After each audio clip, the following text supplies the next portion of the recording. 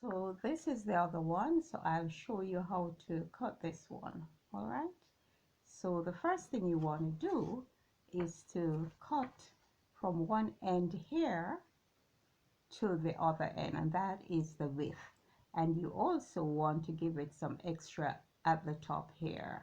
Okay, now back in the days we made a lot of these. You know, these were the go-to sheets that we use, and back then we also quilt them, but you don't have to quilt them. Now these can make from any fabric, your cotton fabric, your sheer fabric.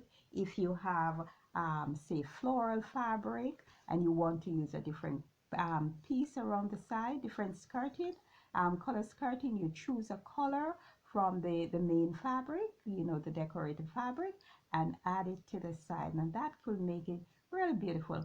Now the thing why I'm really doing this video is because a lot of people buy things, they'll buy things from the different sites like Shein or Amazon, but a lot of people also like to be creative. They like to make their own things, and I know there are a lot of young people that are coming up. I see them on YouTube, and they do take pride in their home, and sometimes it's just that they don't really understand what to do. So that is why I'm really making this video.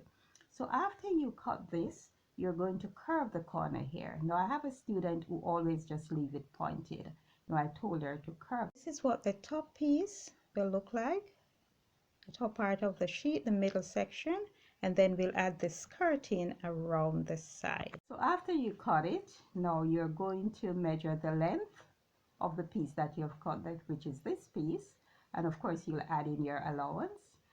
So you're going to measure the length and right around, okay, and you're going to double that, most of the time doubling that. So if it is say 120 inches, you want to measure to have at least 240 inches worth of the skirting at the side here, because what you're going to be doing, you're going to make pleats.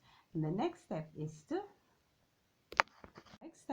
to once you have that, you are going to place it on the machine and stitch your pleats. Don't put them too close to each other, because sometimes it's too much and it makes the sheet very heavy.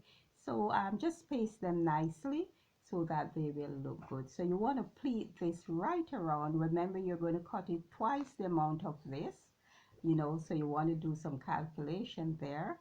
Maybe I'll help you with that in another video. And then you're going to stitch it right around, and that is how you achieve this look. The next step is that you can also just zigzag this or serge this.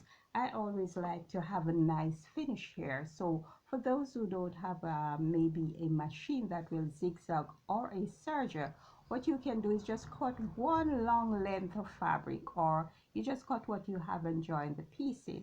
Then you're going to stitch it maybe over this side. That's what I do sometimes. So you're going to stitch it, and then you're going to fold it over, and then it's going to cover that raw edge. I really like when things are neatly finished, so that's one way you can hide all of this. So that is one way you can you know, and you can be very creative. As I said, you can use different colors. Then you're going to just double stitch the edge here, and finish your sheet. Also, you decide on the length, the drop at the side, how long you want it, and ensure that you measure here right around and double that around, and that will give you the flounce or the skirting. So thank you for watching. Please remember to like, share, and subscribe. This is Sharon from Everything Beautiful. I'm going to continue with this, and I'm also going to show you some of the books that I've been using over the years when I didn't have YouTube and when there was no internet or cable or whatever. So stay tuned for the other video. You will see I will share some of these with you, because some of you have asked previously. So I've decided that I'll just give you a few so that you will see, so that you can have these books if you so desire. Thank you.